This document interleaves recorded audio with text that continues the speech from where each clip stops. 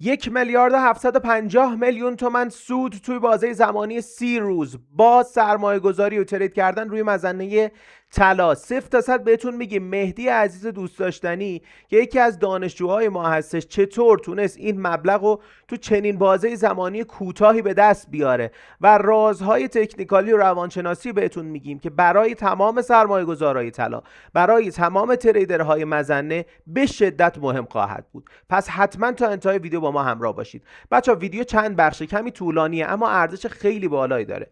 در ابتدای ویدیو میپردازیم به صحبت و تجربیات و ضررهایی که در گذشته مهدی کرده و بعد میپردازیم به همین رازهای تکنیکالی و رازهای روانشناسی که منجر به سود چنینی شده براشون و در آخر میرسیم به تصمیم گیری و نتیجه نهایی که باید چه کار بکنید اگر که شما هم دوست دارید روی طلا سرمایه گذاری کنید یا ترید داشته باشید روی طلای داخلی و مظنه داخلی. بذارید بریم با هم دیگه ویدیو رو شروع کنیم. خب یه محبت میکنی اول یه توضیح بدی که چه اتفاقی افتاد که ضرر کردی و بعد برسیم حالا سراغ بقیه مطالب. چه کارهایی انجام دادی، چه چیزهایی رو دیدی که چنین تصمیمی گرفتی که حالا تو مبلغ پایین بله. بفروشی و کارهای این چنینی. من حدود 2 3 هفته 1 ماه پیش اگه اشتباه نکنم بود مزن از رو مثلا اولوش مثلا 82 3 اینا یه ریزشی کردم تا 73. بعد دیگه خیلی بحث صلح ها این چیزا بود، گفتم خب حالا صلح میشه و من اصلا نظر شخصی میگم که حالا صلح میشه و مزن خیلی میاد پایین و اینا و بعدش یه فروشی کوچیک زدیم. اولش 50 گرم. درست. بعد یکم رفت بالا آدم. خب حالا مثلا روی مثلا 74 خورده دوباره یه فروش دیگه میزنیم روی این قیمت که متوسطمون هم بیاد بالا دیگه، الان صلح بشه میره پایین دیگه سودمون میشه مثلا 3 برابر. درست. یه ساعت گرم دوباره فروش دادیم و هی اومد بالا هی فروش دادیم، هی اومد بالا هی فروش دادیم. بعد دیگه تا شد 550 گرم طلا. 550 گرم شما در کل فروش زده بودی. 550 گرم، آره هی 50 گرم 50 گرم 100 گرم 100 گرم فروش زدم به امید اینکه حالا مثلا فردا میاد.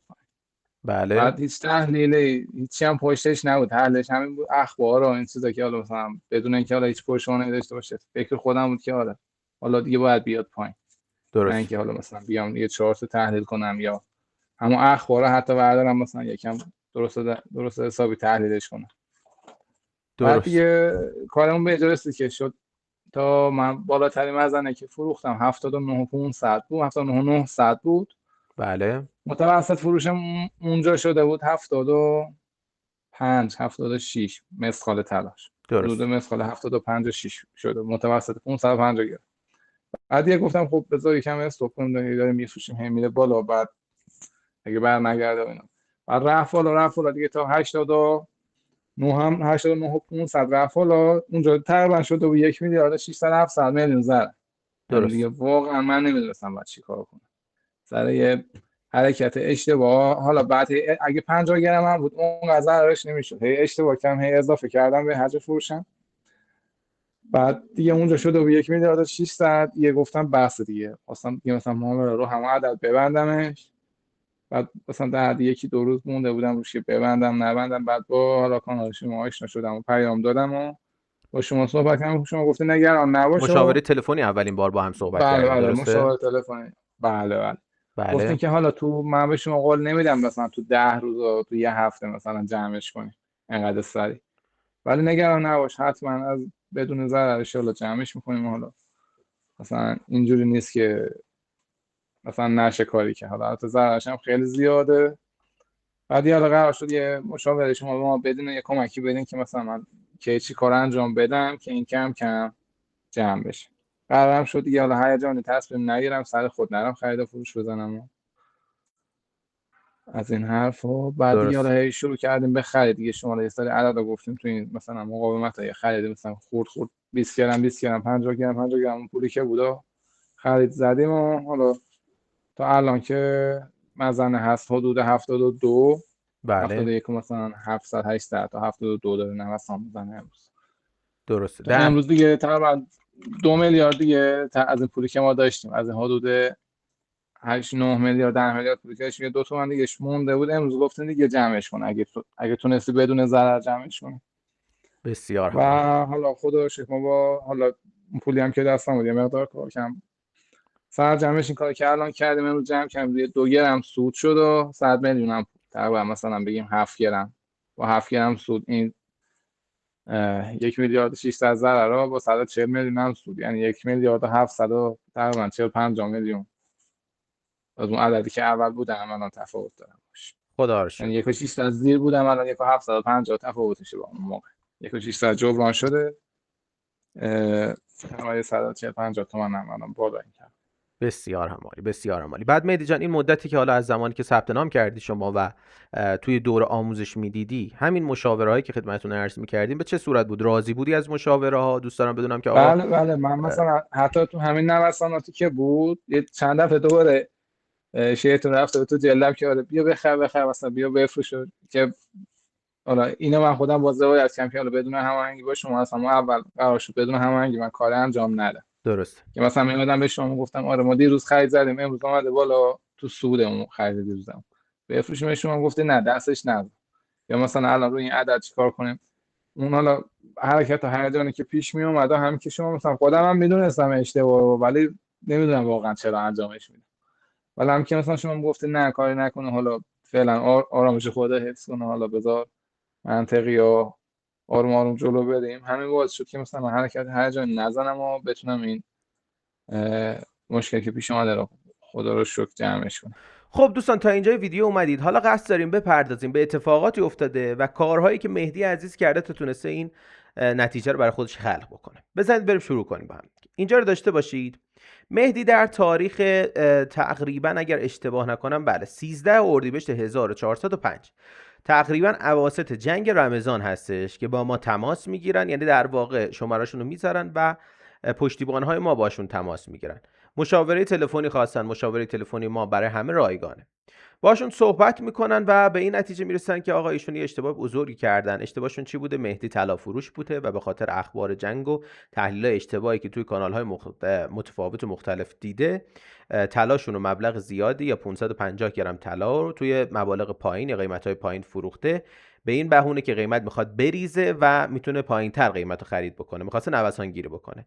اما یک مرتبه طلا رشد میکنه و تقریبا 1,600,000,000 تومان ضرر بهش وارد میشه و ما بهش میگیم خب این کاری که کردید غیر اصولی بوده، باید با اصولش پیش برید. شما میتونید دو تا راه دارید انتخاب بکنید. یکی این که حالا رفته رفته خودتون مداوم دوباره همین کارا رو انجام بدید اگر دانش دارید که این زیان جبران بشه، که پیشنهاد نمیشه همچین چیزی و اصلا اصولی نیستش اگر که دانششو ندارید. دو اینکه میتونید از استراتژی شخصی ما استفاده بکنید و منتورینگ و کوچینگ های ما استفاده بکنید. یعنی چی؟ ایشون همون 13 اردیبهشت ما تصمیم میگیرن که ثبت نامشون رو انجام بدن و خب میبینید حالا ثبت نامشون رو در دوره انجام میدن که استراتژی شخصی ما، استراتژی VSP یاد بگیرن. حالا این همه ماجرا نیست. افرادی که استراتژی VSP رو یاد میگیرن مستقیم با خود استاد دیگه روزانه در ارتباط هستن. یعنی چی؟ یعنی مشاوره های مالی و اقتصادی دریافت میکنن قبل از اینکه بخوایم حالا وارد بحث ترید و اینا بشیم. ببینید توی ترید کردن روزانه و پوزیشن های اسکلپ روی حالا داو جونز، طلا، بیت کوین، کریپتوکارنسی، هر چیز دیگه، تمرین روزانه با استاد دارن، رفع اشکال روزانه دارن، ترید مستقیم هر روز دارن با استاد، اتاق ترید های گروهی عضو میشن، با دانشجوهای حرفه‌ای ترید میکنن. اینها رو کار نداریم، الان بحثمون سرمایه‌گذاریه. بهشون توصیه سرمایه‌گذاری میشه نسبت به حالا بودجه‌ای که خودشون دارن، نسبت به وضعیت اقتصادی که دارن، نسبت به درآمدی که دارن. خود استاد مستقیم بهشون هفتگی و ماهانه میتونن مشورت بکنن، پیشنهاد بده و اگر مشکلی داشته باشن اون مشکل رو برطرف میکنن با هم دیگه. که همین موضوع شامل حال مهدی عزیز هم شد. بریم با هم دیگه پیام ها رو بخونیم ببینید مشاوره و چنین پشتیبانی که روی آموزش استراتژی هست و جای دیگه میتونید ببینید یا اینکه نه. با من همراه باشید اینجا.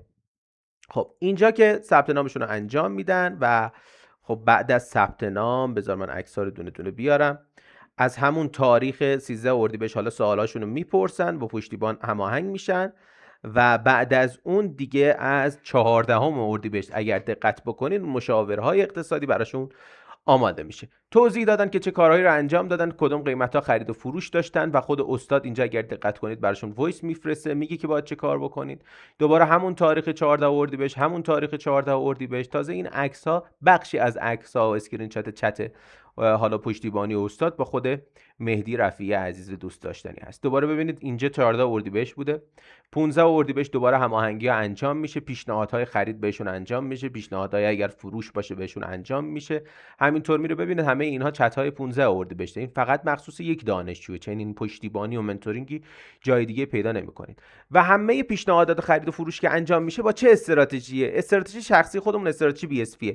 همه اینا انجام میشه تا در آخر میرسیم به این نتیجه که آقا ایشون تونستن در تاریخ، حالا تاریخش جلوتر بیاریم، در این تاریخ ضررشون رو جمع بکنن و دیگه حالا جلوتر فکر کنم همون 17-18 خرداد باشه، در همین بله امروز تصمیم هیجانی نگرفتن و اینجا بوده که دیگه تموم شده تقریبا تو بازه زمانی 1 ماه 30 روز کاری تمام معاملات انجام شده با پیشنهاداتی که خود استاد مستقیم بهشون داده، سیگنال هایی که خود استاد مستقیم بهشون داده با استراتژی BSV و 1 میلیارد و 600 میلیون تومان رو ضرر رو جمع کردن. علاوه بر اون تقریبا 150 میلیون هم سود کردن با همین خرید و فروش هایی که خدمتتون عرض کردیم. حالا استراتژی BSV چیه؟ آقا استراتژی BSV چرا میتونه عمل کرده این چنینی داشته باشه تو چنین بازه زمانی با رعایت مدیریت سرمایه چنین سودی بده؟ یکی از دلایل اصلیش همون منتورینگ و کوچینگه. یکی از دلایل دیگه‌اش آربار 3 بچا. آربار 3 یعنی چی؟ یعنی که شما هر کاری که بکنی با این استراتژی حداقل تارگتی که از بازار میگیری تارگت 3 و 4. میخوام مثال و نمونهشو براتون پیدا بکنم و بهتون نشون بدم که ببینید. مثلا این پوزیشن لایف ترید تلگراممونه. توی تلگرام کانال بله ما لایف ترید داریم، آدرسش این پایین هست، حتما جوین بشید. به چه صورت بوده؟ اینجا یه پوزیشن بوده ریوارد 8، تارگتش 8 داده. ما 8 کاری نداریم، میگیم حداقل 3 و 4. یعنی میزان سود شما 3 برابر میزان ضرر شما خواهد بود و همین باعث میشه توی بازه زمانی کوتاهی شما به یک نتیجه فوق‌العاده و درآمد فوق‌العاده برسید. و ما همه این چیزی که داریم بهتون میگیم بچا برای تک تک دانشجوها تضمین میکنیم. چرا تضمین میکنیم؟ آقا از استراتژی و عملکردش مطمئنیم، خودتون میتونید بیاید تو تلگرام ببینید. جدا از اون چنین خدماتی رو برای دانشجوها داریم که مطمئن باشیم از لحاظ روانشناسی به هیچ عنوان مشکل ندارن و اون تکنیکالی هم که آموزش دادیم و درست اجرا میکنن و درست تسلط کردن روش. 60 میلیون تومان تضمینم گذاشتیم برای هر دانشجو که بدون و مطمئن باشه و خیالش راحت باشه با این استراتژی تو هر بازار مالی، چه برای ترید چه برای سرمایه گذاری، به نتیجه میرسه. بریم در ادامه صحبت ها و فرمایش های مهدی رو بشنویم و نکات جذابی که به شما کمک میکنه. قبلش بذارید نکات تکنیکالی رو هم بهتون بگم، داشت یادم میرم. ببینید عزیزان، شما که روی طلا میخواید کار بکنید، چه به عنوان سرمایه گذاری چه مزنه رو میخواید ترید بکنید، فرق نداره. در اصل 3 تا حالت بزرگ وجود داره که بیشترین ضررها مربوط به این 3 تا حالته. حالت اول که خیلی رایجه، توی اوج نوسانات بازار، اوج هیجانات بازار که قیمت طلا رشد خیلی زیادی داره، خیلی‌ها توی قله ها میخرن و بعد قیمت ریزش میکنه و اینجا توی ضرر میفروشن. برای خیلی‌ها پیش اومده، برای خود بنده هم در گذشته و پیش اومده، دوران جوانی نوجوانی این کار زیاد انجام دادم. اینجا هیجانی داریم، ترس اینو داریم که عقب بیفتیم، ارزش پولمون کم بشه. توی اوج این همه مدت نخریدیم، وقتی میخریم دیگه خیلی دیر شده و قیمت بعدش میریزه و ضرر میکنیم. این نکته اوله. نکته دوم چیه؟ وقتی قیمت رشد زیادی داشته و ریزش سنگینی ایجاد میشه، یه 2 تا خبر خوب میاد، مثلا توافق، مثلا مثلا ب، و ما فکر میکنیم قیمت از این بیشتر میخواد بریزه، طلامون رو میفروشیم که قیمت‌های پایین‌تر بخریم، حجم طلامون رو افزایش بدیم، سود بکنیم به اصطلاح، و همون جایی که میفروشیم منجر به رشد قیمت میشه و ضرر سنگینی میکنیم که مهدی عزیز اینجوری بوده ضررشون. یه تریدرهای مزنه آقا یه بار خرید میکنن بدون استاپ لاس سود میکنن، 2 بار سود، 3 بار سود، و این سود در نظر نمیگیرن که اگر 1 مرتبه قیمت بخواد بریزه تمام سودشون که از بین میره، هیچ اصل سرمایه‌شون هم از بین میره و همین اتفاق میفته براشون، از بین میره. 1 بار 2 بار 3 بار 4 بار 10 بار سود میکنن، 1 ضرر کل اونو به هم میزنه و این دقیقاً چیه؟ دقیقاً همون آر با آر 3 که این رو جبران میکنه. شما اینجا برعکسشو داری، یه دونه ضررت به اندازه 10 تا سودته، ما اینجا با استراتژی BSV میگیم یه دونه سودت 3 برابر یه دونه ضررته و این میشه مجموع برآیند مثبت خواهد بود.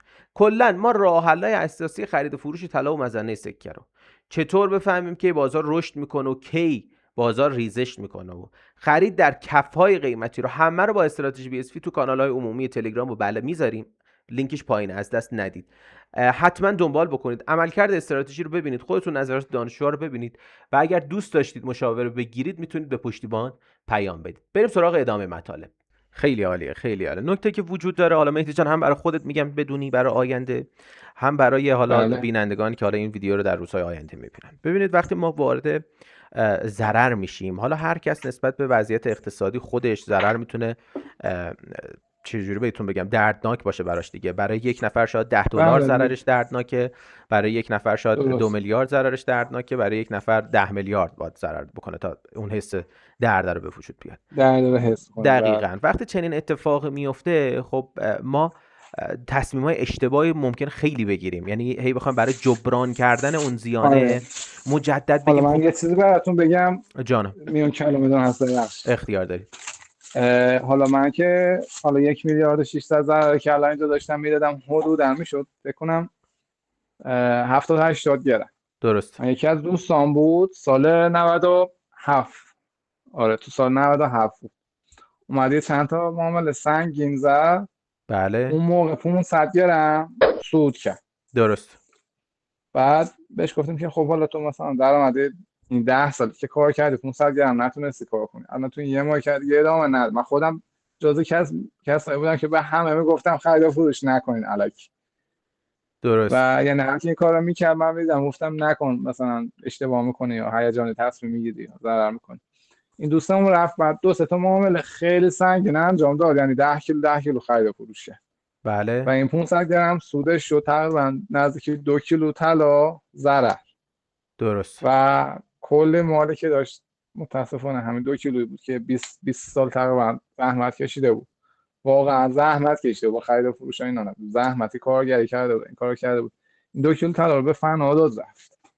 ای داده. این یکی همکارم، یکی دیگه از همکارا دیگه‌مون هم بود، اونم یه کارگاه بزرگ داشت، 20 تا دونه کارگر داشت. اون موقع ما کار بهش سفارش دادیم، یه هفته تو نوبت شدیم تو کار بهمون بده. درست. 20 کیلو طلا رو نابودش کرد. یعنی من الان هم فکر می‌کنم ناراحت میشم. ای داده بیداد. همون سال 87 88 برای اکثر بازم درش نگرفتم تا الان سر خودم. باز برای شما واقعا خدا رحم کرد و ختم به خیر شد و با هم آشنا شدیم و تونستیم پیش بریم. واقعا خیلی خوب شد این موضوع، خیلی خوب شد، خدا رو شکر. در کل دیدی که اکثر افرادی که ضررهای این چنینی حالا میکنن بعدش میافتن تو این تعابی یا این تو این چرخه باطلی که دوست دارن سریع جبرانش بکنن و خود این جبران کردن ضرر سنگین تری بهشون میزنه. که این بابا این کارو کرده بود مثلا شاید 3 هفته قبل از اینکه 20 کیلو ضرر بخواد بده، مثلا اینجوری که خودش میگفت 8-9 کیلو سود کرده بود تو همین خرید و فروش. درست. بعد هی رفته بود تو ضرر، بعد هی اومده بود اینا درستش کنه، هی افتاده بود توی لوپ اشتباه، هی معاملات سنگین و اشتباه انجام داده بود. بعد دیگه حاصل 30-40 سال زحمت خودش رو نابود کرده.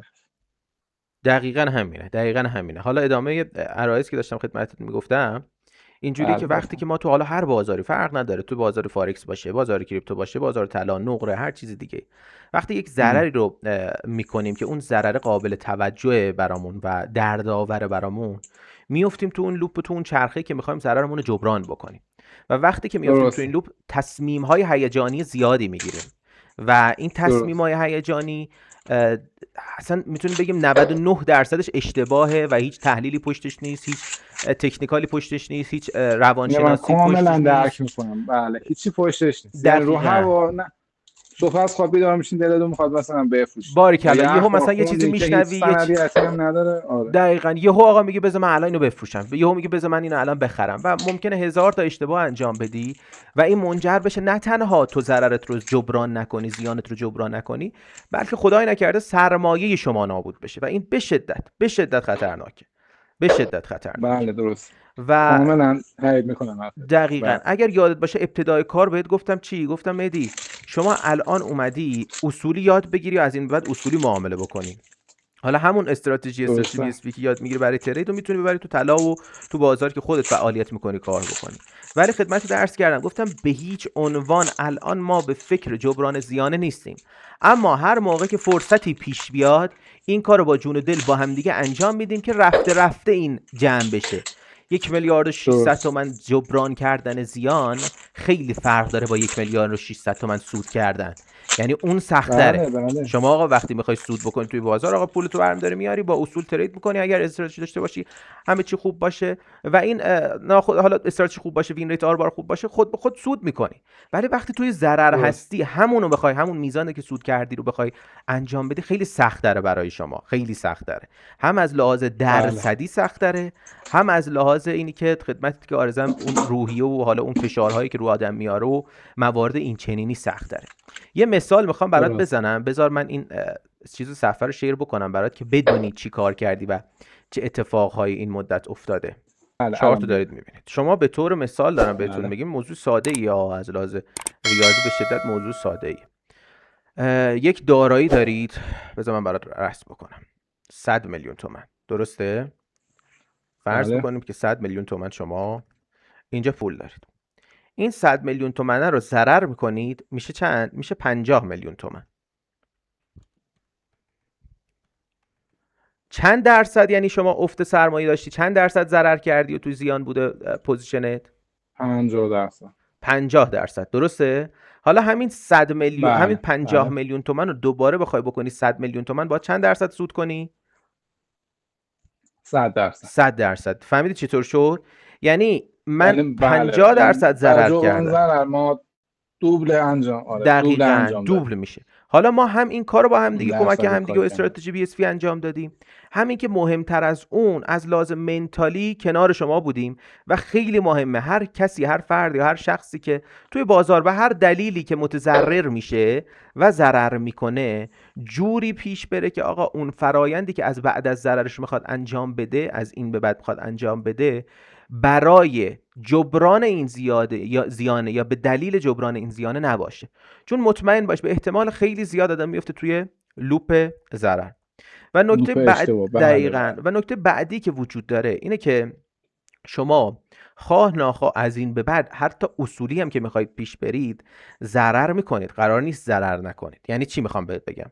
یعنی شما الان میگم شما تو کار طلا هستید، درسته؟ از این به بعد بله استراتژی بی اس پی، استراتژی ما رو یاد گرفتید، میخواید کار بکنید.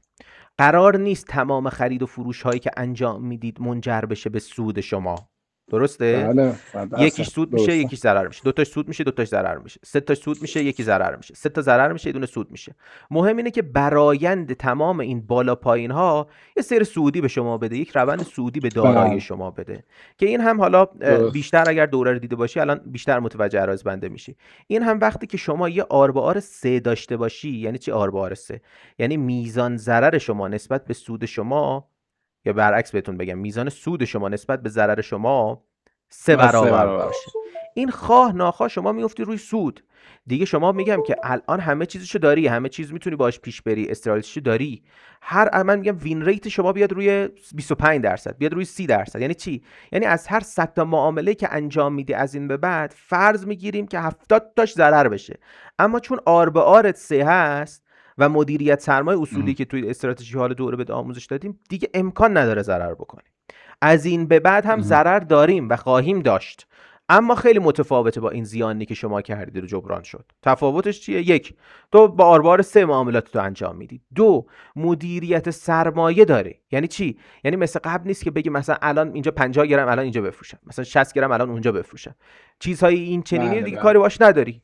منظور متوجهی؟ و طبق بله مدیریت بله سرمایه میدونی که مثلا اینجا باید 2 گرم بفروشی، اونجا باید 10 گرم بفروشی، اینجا باید 5 گرم بخری، اونجا باید 6 گرم بفروشی، تا بتونه یک برآیند خوب با این استراتژی بهت بده. و دیگه این زیانه، وقتی شما زیان کردی مطمئن باش بعدش نمیری تو فکر جبران ضررش. چرا؟ چون اون زیانه قدری یا اندازه‌ای نبودی که چنین فشاری روی من و شما بیاره. و بعد از اون مطمئنم هستی که آقا این مجموع سود زیان من مثبت خواهد بود. اینم از این موضوع. درست. این موضوع انشالله. دوره رو کجاش هستی؟ تموم کردی یا هنوز نرسیدی درگیر؟ فکر میکنم یه 3 تا یا 4 تا دیگه چیزش مونده باشه، ترک دیگه مونده باشه که تمومش کنم. من راستیاتش تو این یک ماه، حالا شما گفتین خیلی بهش فکر نکن، من بیشتر اومدم تمرکزمو گذاشتم رو کارگاهم، یکم کارگاه رو توسعهش دادم، یه چند تا دستگاه اضافه کردیم، به به به. چند تا مشتری اضافه کردیم، کار جدید. آره یکم از این کارا کردیم، درگیر شدم یه مدت. بله بعد مغازه تو بازارمون هم یکم سیاستش کلا تغییر دادم که حالا با کاری که تو کارگاه داریم انجام میدیم و اینا یکم همخوانی داشته باشه. چقدر عالی. و حالا بله من مثلا ما تقریبا تو این 3-4 ماهی که جنگ شده بود هیچ کاری نکرده بودن، صفر بودیم با این همه سرمایه که تو بنکداری گذاشتیم. نه ما بقیه هم همینطور، مثلا شاید بگم 90% بازار اینطوری بود. ولی درست. خب الان اومدم مثلا یه چند تا مشتری اضافه کردم یه جوری که ریسکی کارم هم زیاد نباشه، با یه درست. ریسک معقول مثلا بتونم مشتریمو زیاد کنم، کارمو یکم توسعه دادم و یکم درگیر این چیزا شدم دیگه، از دوره عقب موندم.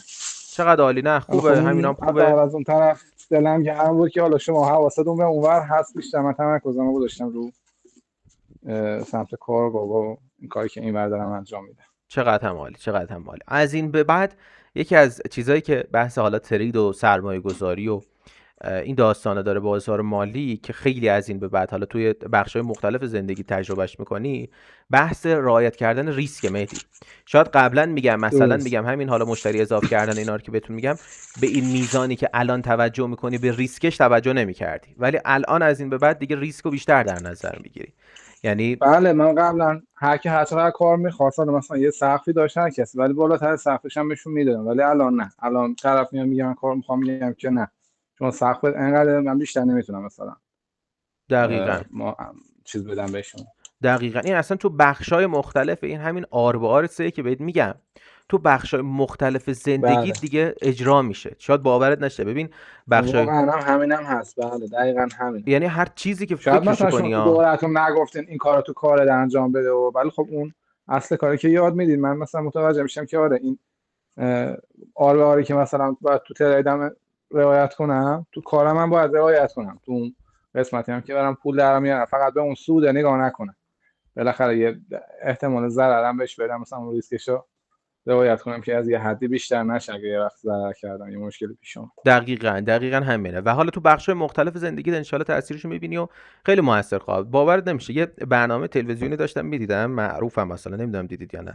برنامه تلویزیونی ایرانی بود که میخوام مثال از این بزنم که آقا این آر به آر سه تو چقدر بخشای مختلف زندگی یه تریدر میتونه تاثیرگذار باشه. برنامه اینجوری بود که اسمش یادم نمیاد، حضور ذهن ندارم، معروفم هست، که یه چند نفر می اومدن آقا لحن‌خوانی میکردن یه آهنگو، شرکت کننده و داورا باید حدس میزدن که این حالا خواننده واقعی کدومشه. و من نشسته بودم کنار خانواده اینو نگاه میکردم و به احتمال میدادم که یک نفر از اینها به اصطلاح چجوری میگم خواننده باشه، با حالا چیزایی که داورا میگفتن و لحن‌خوانی که اون انجام میداد و از این حرفا. شرکت کننده هم خب باید انتخاب میکرد که آیا این خواننده هست یا اینکه نه این خواننده نیست. و اینجوری بود اگر میگفت این خواننده هست و درست عذاب در میاد، فکر میکنم 60 میلیون تومان به دست می آورد. اگر میگفت که این خواننده نیست و درست عذاب در باز درست عذاب در می اومد، 180 میلیون تومان به دست می آورد. ببین همه دلیلا و همه شرایط میگفت آقا این خواننده هست و تو انتخابش کن و 60 میلیون رو بردار. ولی من به خودم گفتم آقا این 60 میلیونه نسبت به اون 180 میلیون یا آربار، اون آربار 3، این آربار 1. من با این حالی که میدونم احتمال زیادتر اینجاست ولی مجبورم اونو انتخاب بکنم. یعنی میخوام بهت بگم تو خیلی از مراحل زندگی این آربار 3 میبینی که داره کار خودشو میکنه و جوابم میگیره همه جا ازش، واقعا همه جا ازش جواب میگیری. این از این موضوع. یه سوال دیگه مهدی جان، تا الان پیش اومده توی اینو دوست دارم برای خودمون و مجموعه خودمون و پیشرفت کارمون بدونم، پیش اومده توی حالا کورس یا دوره یا کلاس یا هر چیز دیگه ثبت نام بکنی توی هر حوزه‌ای، حالا چه بازار مالی باشه که حوزه فعالیت ماست، چه اصلا میگم آقا مثلا میگم مدرسه فوتبال تو نوجوانی، نمیدونم مدرسه ریاضی، نمیدونم برای بچت، برای پسر خواهرت، برای هر کسی یک چیزی ثبت نام بکنی که چنین منتورینگی، چنین پشتیبانی داشته باشه، مثل پشتیبانی مجموعه ما. که چی یعنی آقا اینجوری مثلا که میگم مثلا بیاد بگه پشتیبانی ما، اگر دقت کرده باشی، بذار من اینو شیر بکنم براتون، خیلی جالبه. امروز من از پشتیبان خواستم که تمام چت ها رو برای من ارسال بکنن. نشونتون بدم اینو. این اکثریت چت های بنده و شماست. خب بله. و من خودم حقیقتا لذت بردم که آقا از اون روز اول ثبت نام این پرداختی شما هستش و جلوتر اومدن تقریبا روزانه ما با هم دیگه، یعنی تاریخ ها رو نگاه بکنیم، تقریبا ببین 13 اردیبهشت، 14 هر روز به هم دیگه پیام میدادیم و حالا جدا از مسائل تکنیکالی، مسائل روانشناسی، صحبت‌های دیگر انجام میدادیم. دوستان ببینم چنین چیزی جای دیگه دیدی هستن و خوب بود و نظرت نسبت به این موضوع هم چیه؟ وظیفمون رو تونستیم درست حالا انجام دوره ای بدیم. که حالا آموزش ترید و این چیزا باشه که تا حالا شرکت نکرده بودم، حالا یه سری آموزش از تو اینترنت این طرف اون طرف دیده بودم، ولی دوره دیده باشم و حالا یه نفر مشاور کنار دستم باشه نه، تا حالا شرکت نکردم. درست. حالا تو کلاس مختلف هم که بودیم، خب مثلا من یه مدت کلاس تکواندو رفتم، حالا نه با خیلی سال پیش، درست. تقریبا یه 15 20 سال پیش میرفتم. خب مثلا کلاس ورزش بود، ولی مثلا هر جلسه یه 5 دقیقه هم استاد تو استراحت میشه با اون صحبت میکرد، حالا مثلا بالاتر از تجربیاتش میگفت، مثلا میگفت تو زندگی تو این کارا رو بکنین، این کارا مثلا اینجوری مشاوره اینجوری بهمون میداد، خیلی خوب بود. خدا رو شکر. ولی این یه چیزی که همیشه درگیر باشیم، مثلا بیفتن دنبال این که اصلا طرف یه قسمت ذهنشو بذاره برای حل کردن مشکلی، من نه، تا حالا اینطوری نبود. عزیز دلی واقعا هم اینجوری بودا. یعنی من خودم معمولا به خاطر که سرمایه گذاری های حالا خودمون و کل تیم بلند مدت خیلی چارت طلا رو اونجوری روزانه چک نمی‌کنم، ولی تو روز اولین چیزی که به دست می آوردم نگاه می‌کردم، یادم تو بودی آقا مهدی الان اینجا، ما قول دادیم بهش که کنارشیم و باید فلان کار رو انجام بدیم. امیدوارم که تونسته باشیم از این وظیفه‌ای که داشتیم بر عهده‌اش بر بیایم و دینمون ادا کرده باشیم. خیلی من عزیز دل ما، لطف کردم، خیلی خیلی زیاد. سلامت باشی. مهدی جان در آخر بخواد چند تا این چند خیلی هم من مزاحم میشدم، یعنی واقعا خودم بعضی وقتا بفهم. نه بفرم، شما بفرم. ببخشید صداتون قطع شد. اختیار داری، داشتی میگفتی، شما فرمایش من بگو. خودم متوجه میشدم بعضی وقتا واقعا رو مختون بودم، یعنی از سوالایی که میپرسم خودم گفتم اگه من جا آقا نیما بودم دیگه جوابی نمیدادم، برو فردا بیا اصلا حرف بزن. واقعا بعضی روزا رو مختون بودم. نه بابا هیچ حرفی میزنی. شما گفتی مثلا نخرم نفروش، من بذار یکم من بفروشم، الان اومدیم والا بذار بفروشم مثلا سود کنیم. شما میگفتی نه، ولی خب بعد که فکرش میکنم گفتم آره واقعا حرف شما منطقی بوده ولی آره دیگه این هیجانه یه دفعه کار دست داد. عزیز دارم، اگه یادت باشه نسبت به همین موضوع گفتی یه بار بهم گفتی آقا من روم نمیشه بگم بهت، گفتم هر موقع چنین احساسات به دست داد که آقا بخرم بفروشم وای نکنه جا بمونم، همه اینها رو بهت گفتم پیام بده هر موقع که گفتی که با هم صحبت بکنیم و اون احساسات برطرف بشه. یادت میاد اینو؟ بله یعنی واقعا یه احساسات اگه غلبه کنه برای آدم، هم کاری میشه که دفعه اول من کردم، هی افتادم تو لوپی فروش. بعد مثلا توی این یکی دو ماهی که هی داشتم میفروختم، یه از همه کار زندگی من افتاده بودم دیگه، همش صبح تا شب سرم تو این بود که قیمت چنده، اخبار چیه، اون چیه، این چیه، از کل از همه زندگی ریخته بود بهم. خدا رو شکر. به غیر از اون ضرر مالی که داشتم میدادم، همه بخشا دیگه زندگی من چیز بود، به مشکل خورده بود واقعا. باز هم خدا رو شکر که همه اینها برطرف شد و خیلی زودتر از اون چیزی که حتی خودم هم انتظارش داشتم مهدی جمع شد و خیلی عالی بود. خیلی عالی بود. مهدی جان در آخر چند تا توصیه بخوای به افرادی که حالا این ویدیو رو میبینن بکنی در خصوص حالا معامله کردن، سرمایه گذاری و چیزهای این چنینی، توصیه میتونی بکنی اگر دوست داشته باشی که افرادی که میبینن از تجربت بتونن استفاده بکنن؟ اولین چیزی که میگم هیچ وقت سعی نکنین نوسان بازار بگیرید، یعنی بدون اینکه حالا حتی آموزش هم که دیده باشین، اینجوری نیست که شما بشینید بگین اگه من هفته پیش مثلا 1 کیلو طلا فروخته بودم شنبه، بعد یک شنبه 1 کیلو می‌خریدم، بعد دو شنبه دوباره میفروختم، سه شنبه می‌خریدم، الان مثلا 30 میلیارد سود کرده بود. اینا همش مال گذشته است. آدم از آینده هیچ وقت نمیشه آینده رو پیش بینی کرد. و اینکه حالا بدون مدیریت ریسک و بدون اینکه هیچ تحلیل درست حسابی پشت کارتون باشه، اگه حرکتی زدین، اگر هم برید تو سود، شانسیه، یعنی احتمال داره شما یکی دو دفعه مثلا خرید فروش انجام میدین، سودم میکنین. بعد یه جایی میرسه که شما مثلا با 10 میلیون دو سه بار سود کردین، میان یه میلیارد خرید و فروش انجام میدین، سنگین مثلا به نسبت به اون سرمایه‌ای که اولی بار باش کار میکردین، و یه ضرری بدون میخوره که اندازه کل این سودی که دادین چندین برابرش رو از ضرر بدین، و بعضی موقع اصلا آدم توانش نداره یه همچین ضرری بده. درست. من حالا میگم چند تا از همکارم، یکی دارم میگم همکار نزدیکم، من کسی بودن که باشون کار میکردم، طرف یکیشون مثلا 20 کیلو طلا داد رفت، یکیشون 2 کیلو، یکیشون 1 کیلو، این 1 کیلو 2 کیلو از اون 20 کیلو یه بدتر بودن، چون این کل زندگی طرف مثلا اندازه همین 1 کیلو 2 کیلو میاد، یعنی حتی ماشینش هم فروخت، یه خونه‌شو به زور تونست نگه داره. طرف مثلا یه دونه آزرا داشت فروخت، یه پرادو داشت، این که میگم یه نفر یه پرادو داشت فروخت، یه خونه تو تهران داشت، یه خونه اصفهان داشت، خونه تهرانش رو فروخت، کل سرمایه طلایی که داشته داد رفت. به خاطر همین ضررایی که هم حرکت هیجانی که یه دفعه انجام داده بوده، بعد هی افتاده بود توی یه لوپ اشتباه و الان دوباره مثلا رفته از صفر از نو شروع کرده همه چیزو داره انجام میده. درست. حالا با این دیدی که الان پیدا کردی و استراتژی VSV که اینو سردم که حواسشون جمع باشه همه. درست. با این دیدی که مهدی جان الان بله پیدا بله کردی و بفهم. استراتژی BSV که یاد گرفتی و هنوزم در حال آموزش، هنوز تمومش هم نکردی دیگه، درسته؟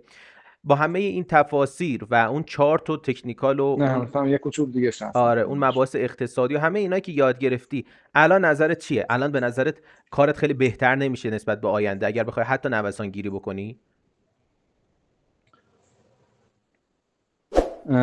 چرا؟ خب میگم الان فرق میکنه. الان نوسان گیری هم که بخوام بکنیم بالاخره یه حد ضرر یه حد سودی در نظر میگیره. میگه همون آر به آری که در نظر میگیریم خیلی مهمه. یک دومی که همین چیزایی که حالا تو این دوره ما یاد گرفتیم، ما تو خود کار اصل خودم که حالا تولید پخش طلاست، دو تا کار مختلف، درست. اون دو تا شغل خودم دارم استفاده میکنم. تو این یک ماه واقعا نتیجه گرفته. یعنی حالا با عددی بخوام بگم شاید یکم مثلا باورتون نشه من اینقدر هزینه کردم تو این یک ماه. تقریبا 200 میلیون هزینه کردم، هزینه دستگاه خریدم. درسته. ولی 200 میلیون همش برگشته. خدا رو شکر. یک ماه هم هست وضعیت بازارم واقعا خرابه، واقعا کار نمیشه. ولی خب تو این وضعیت تونستم مثلا این هزینه که کردم حداقل این هزینه رو برگرده و یه کوچولو بازار تکون بخوره خوب بشه، حتما حداقل پیش مثلا چندین برابر سود بهم میده این دست ان شاء الله. ولی خب همه چی باید معقول باشه. اون ریسکی که میخوام بکنیم یه چیزی باشه که ارزشش داشته باشه و اگه هم ضرر شد بازم ارزش داشته باشه که یه همچین ضرری رو بریم. دقیقاً ریسک رو باید تنظیم بکنید همیشه. و موضوع آخر، بله باید ریسکتون واقعا تنظیم شده باشه و هیجانم خیلی مهمه. یعنی تصمیم هیجانی واقعا آدمو به فنا میده. دقیقاً. یعنی میافتین توی لوپی که هی هیجانی میگه این کارو بکنم تا درسته، این کارو بکنم فقط از ضرر در بیام. ولی یه جا میرسیم که من یه کار بکنم فقط ضررم کم بشه، یعنی حتی ضررم هم نمیخوام جبران بشه. مثلا یه سوم این ضرر جبران بشه من بسنه دیگه. من خودم 1.6 1 میلیارد 600 تو ضرر بودم دیگه. یعنی یه جوری بود اینقدر ذهنمو درگیر گفتم من حاضرم با 1 میلیارد ضرر این قضیه جمع بشه، 1 میلیارد ضرر بدم بازم راضیم که مثلا حالا 1.6 ضرر ندادم. و واقعا از همه کار و زندگی یا همه چند انداخته بودم. خدا رو شکر که درست شد، به یاری خدا و همه چیز جمع شد. و در آخر آقا نظرتون نسبت به حالا همین آموزش استراتژی BSV که هنوزم تمومش نکردی روی چارت چیه؟ روی همون نسبت به کار خودت، یعنی طلا رو میبینی الان دیدت نسبت به گذشته چجوری میفهمی راحت تر که آقا این میخواد بره بالا میاد پایین؟ تشخیص نسبت به روند آینده و حالا الان آره الان نسبت به قبل که آره خب بالاخره یه چیزی آدم آموزش ببینه با اون که ندیده باشه خب خیلی فرقش. درست. میشه پیش بینی کرد ولی خب بازم اول کار میترسم مثلا سر خود بیام تحلیل کنم و مثلا یه معامله روش انجام بدم. دقیقاً. مثلا بیشتر نظر میگه تحلیل کنم مثلا به شما بگم شما یه تاییدیه بدین بعد اصلا هیچ کاری هم نکنم وایسم ببینم تحلیلم مثلا درست در میاد از آب در نمیاد چی جوری. دقیقاً به خاطر یکم که مثلا مطمئن تر بشم بعد برم مثلا کار عملی باشم. آره دیگه به خاطر تجربه‌ای هم که داشتی، تجربه تلخی که داشتی، این ترسه تا مدت‌ها همراهت هست. اما خب راهکارهای ما داریم برات انشالله وقتی که دوره رو تموم خوبم هست این ترسه و من راضیم از اینکه یه همچین ترس نه باید اصولی پیش بره و شما دیگه وقتی میخوای حالا یه چیز حرفه‌ای پیش ببری این ترسم با اصول و مرحله‌های درست انشالله از بین میره. چه جوریشو بخوام برات بگم اینجوری که حالا شما وقتی دوره رو تموم کردی دیگه جوین میشی توی گروه مخصوص خودت و اونجا تحلیلاتو ارسال میکنی و خب بعد اینکه حالا تایید شد که شما تسلط کافی پیدا کردی بعد از 1 ماه 2 ماه که با هم دیگه من و شما با هم دیگه تمرین کردیم دیگه بهت میگم مهدی مثلا شما آقا الان برو با مثلا میگم با 10 میلیون تومان آقا خرید فروش انجام بده. دیگه این 10 میلیون تومان رو یک مرتبه نمی‌کنی 1 میلیارد. آقا 1 ماه توش کار می‌کنی تاییدیه از سمت ما میگیری 10 میلیون رو بکن 20 میلیون تومان. 20 حالا اونا مراحل داره درست. که پله پله انشالله پیش میریم و همه چیز درست خواهد شد به یاری خدا. بله درست. عزیز دل منی. مهدی جان فرمایش سوال چیزی اگر داری بنده در خدمتم، اگر نه که با من عزیز دلمی خیلی خوشحال شدم هم از آشنایی با شما هم از اینکه ببین واقعا خیلی واقعا متشکرم از شما از مجموعتون خیلی کمک دادین خیلی واقعا کنترل کردین منو که بتونیم از این وضعیت در بیان. خیلی تشکر دارم از شما. خدا رو شکر، خدا رو شکر. واقعا میگم یکی از چیزایی، خبرهای خوب و یکی از اتفاقای خوب من تو این 20 روز گذشته همین امروز بود که تونستیم کارو جمع بکنیم و خیلی خوشحال شدم از این بابت. واقعا شاید اندازه باورت نشه ولی اندازه خودت خوشحال شدم که خیلی سریعتر از چیزی که خود منم بله، انتظار من همون داشتم. صبح که شما اینا درک میکنم، یعنی من خودم بعضی وقتی من یکی ضرر میکنه بعد مثلا جبران میشه، واقعا از ته دلم خوشحال میشم. یعنی اینقدر خوشحال میشم که فکر کنم مثلا خود طرف اینقدر خوشحال نیست بعد. دقیقاً آره اینا درک میکنم که چی میگی. دقیقاً دیگه اینم از لطف شما. عزیز دل ما، سلامت باشی. خب میتونی شما هم با حالا بینندگان که این ویدیو رو میبینن خداحافظی کنی، بنده هم خداحافظی کنیم و حالا باز هم اگر هر کاری چیزی داشتی دیگه خودت میتونی مستقیم پیام بدی. بله خب خواهم از کل مجموعه و مثلا آقا نیما خیلی تشکر کنم. تو این یک ماه خیلی وقتشون گرفتن، نفرمایید انجام وظیفه و خیلی کمک دادن و تونستیم خدا رو شکر از تقریبا منفی 1,600,000 به یک ماه پیش الان برسیم به تقریبا 150 میلیون سود. یعنی 1,750,000 تقریبا شد کار کنی. تقریبا 1,750,000 آره تقریبا شده سود یک ماه پیشمون. خدا رو شکر. بسیار هم عالی. خب دوستان شما رو به خدا میسپارم. مهدی جان شما رو هم همین چنین. امیدوارم همیشه موفق، مؤید و سلامت و پیروز باشید. عزیز دلمی سلامت باشید. بله از همه دوستان خداحافظی میکنم و همیشه حواستون باشه هیجانی کاری انجام ندید. عزیز ما دوستان خدا شما رو به خدا میسپارم. پله به این جلو اشتراکی همه موفق باشید. فدات بشم عزیز دل. همچنین دوستان شما رو به خدا میسپارم. وقتتون بخیر. خدا نگهدار.